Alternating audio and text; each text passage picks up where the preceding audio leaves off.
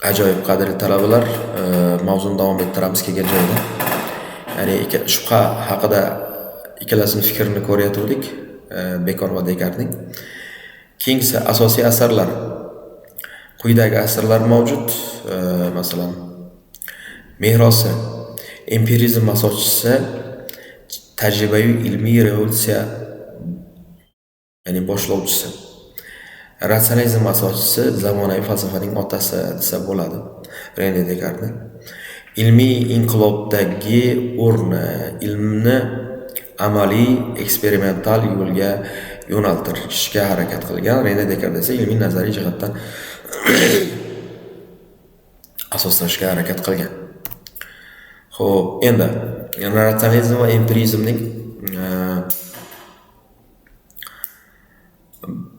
bir-biri bilan bog'liq tomonlari, ya'ni yangi davrda ularning Leibniz, Spinoza ratsionalizm tarafdori bo'lsa, Locke, Berkeley va Hume empirizm tarafdorlari hisoblanadi. Bilimning manbai. Masalan, aql va mantiq ratsionalizmda asosiy shior aql barcha bilimlar manbai. Tajriba, sezgi va kuzatuv asosi bilimning manbai deyiladi. Empirizmda asosiy shior tajriba bilimning asosi hisoblanadi deb aytadi. Xo'sh, endi tutash jihatlar har ikkisi bilim manbaini aniqlashga harakat qilgan. Ikkalasi ham inson tafakkuri markazida turgan falsafiy oqimdir. Har ikkisi ilm-fanning rivojiga xizmat qilgan. Har ikkisi shaxsiy tajriba va tahlilga tayanadi. Va hokazolar. Ya'ni ikkalasi ham falsafaning taraqqiyotiga ko'p hissa qo'shgan. Xo'p, ilmiy metodlarga ta'siri haqida aytadigan bo'lsak, ilmiy metodlarga ta'siri, masalan, ratsionalizm matematika va mantiq asosida ilmiy nazariyalar yaratishni ilgari suradigan bo'lsa, tajribalar orqali faktlar to'plash va ularni umumlashtirish, misol uchun empirizmning asosiy ilmiy metodga munosabatlar. Endi tug'ma bilim haqida ular turlicha fikrlashgan. Misol uchun, ratsionalizm vakillari tug'ma bilim mavjud deydi.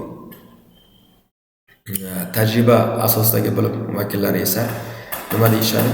Tug'ma bilim mavjud emas, barcha bilimlar tajriba asosida olinadi deb aytadi. Vatanparvar faylasuflar va inson huquqlari. Bu yerda umuman keyinchalik humanizm g'oyalari ilgari surilgan Yevropada. Bulardan masalan Voltaire, Jean-Jacques Rousseau, Immanuel Kantlarning umuman falsafasi mutlaqo oldingi davr falsafasidan birmuncha farq qiladi. Bularni ko'rib chiqamiz. Demak, asosiy g'oyalar erkin fikr va huquq masalasi, asarlar. Demak, Voltaire aql, bag'rikenglik, diniy erkinlik tarafdori, absolyutizmga qarshi chiqdi. Ya'ni hech narsani mutlaqlashtirish kerak emas deydi Voltaire. So'z erkinligini mutlaq qadriyat deb bildi. Hamon hech narsani eng qizig'i shundaki, u hech narsani mutlaqlashtirish kerak emas deydi, lekin so'z erkinligini mutlaqlashtirish tarafdor bo'lib chiqadi. Fikringizga qarshiman, lekin uni aytish huquqingizni himoya qilaman atributlardan iborat. Ya'ni uning bir qiziq fikri bor. Misol uchun, men sizning fikringizga qarshi bo'lsam-da, lekin deyapti, bu fikrni aytish huquqingizni himoya qilaman deydi. Lekin sizning fikringizga qarshi bo'lishim bu huquqingizni himoya qilishimga to'sqinlik qila olmaydi deb aytadi. Jean-Jacques Rousseau tabiiy holat, ijtimoiy shartnoma, xalq suvereniteti g'oyalari Rousseauning asarlarida juda ilg'or. Misol uchun, xalq irodasi qonunning asosidir deb aytadi Rousseau. Erkinlik insonning tabiiy holati. Har bir fuqaro siyosiy qarorlar qabul qilishda ishtirok etishi kerak deb aytadi. yoki bo'lmasam Kant aql, axloq, erkinlik asosida huquqiy jamiyat tarafdori edi. Erkinlik haqida shunday deydi, ya'ni axloqiy majburiyat bilan bog'liq deydi. Chunki Kant axloqqa juda katta e'tibor bergan. Insonni vosita emas, maqsad sifatida ko'rish kerak. Ya'ni jarayonlarda insonni maqsad sifatida, asosiy maqsad bu inson bo'lishi kerak. Bu vosita emas, chunki maqsadlarni amalga oshirish uchun vosita qilinganda inson huquqlari toptanadi. Huquqlar aql asosidagi universal qadriyatlardir.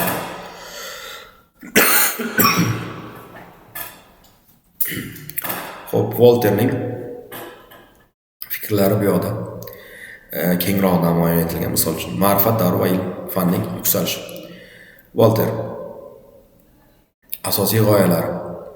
Uning adabiy taxallusi hisoblangan Volter, lekin o'zini oti François Marie Arouet yoki bo'lmasam fransuzchasi bunday qavishda berilgan. Erkinlik. Men sizning fikringizni qarshiman, lekin uni aytish huquqingizni himoya qilishga tayyorman deydi. Ya'ni diniy bag'rikenglik haqidagi fikrlari. Volter katolik cherkoviga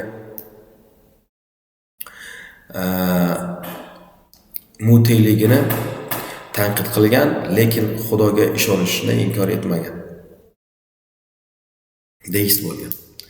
Fanatizm, johillik va zo'ravonlikka qarshi chiqqan inson jamiyati aql va bilim orqali rivojlanadi deydi. Maktab ta'lim va adolatli qonunlar tarafdori bo'lgan Volter.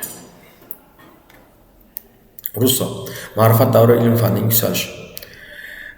Tabiatga qaytish, ya'ni inson tabiatda erkin, pokiza va baxtli, jamiyat uni buzadi.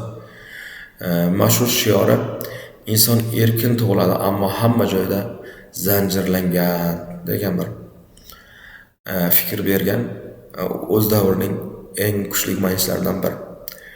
Xo'sh, ijtimoiy shartnoma. Adolatli davlat tuzish uchun fuqarolar o'z ixtiyorlari bilan umumiy irodaga bo'ysunadi. Bunday jamiyatda tenglik va erkinlik bo'lishi kerak. Umumiy iroda har bir fuqaroning manfaatini emas, butun jamiyatning umumiy foydasini anglatadi. Tarbiyadagi yondashuv. Emil asarida bola tabiatiga mos ravishda bosqich erkin tarbiyalashi kerakligini ta'kidlaydi. Zo'ravonliksiz qiziqishga asoslangan ta'lim tarafdori hisoblanadi. Xo'sh, Immanuel Kant ma'rifat davri tarafdori, kritik tafakkur egasi. Falsafaning vazifasi aqlning imkoniyatlarini tanqidiy tahlil qilishdir deydi. Bilim nazariyasi, epistemologiya biz narsalarni o'z-o'zidan, ya'ni nomen emas, tasavvurimizdagi ko'rinishi, fenomen orqali bilamiz deydi. Bilim tajriba va aqlning birgalikdagi mahsuli deb qaraydi.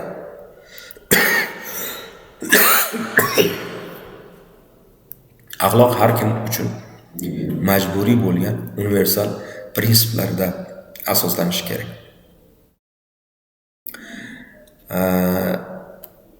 Keyingisiga o'tamiz. Bu xarita o'sha paytdagi Yevropadagi, ya'ni yangi davr Yevropasidagi 18-asrdagi Yevropaning nimasi? Falsafiy maktablari, ijtimoiy falsafiy maktablari xaritasi. Kant falsafasi va zamonaviy fan. Umuman bu yerda Kant falsafasi haqida juda qiziq faktlar berilgan. Ko'rib chiqamiz. Kant bilish nazariyasi bo'yicha haqiqatni yaratmaydi. Aql hech qanday haqiqat yaratmaydi, balki uni insoniy tajriba doirasida tashkillashtiradi, aql va sezgi bilishning ikki manbaidir deb aytadi. Demak, fanda subyektiv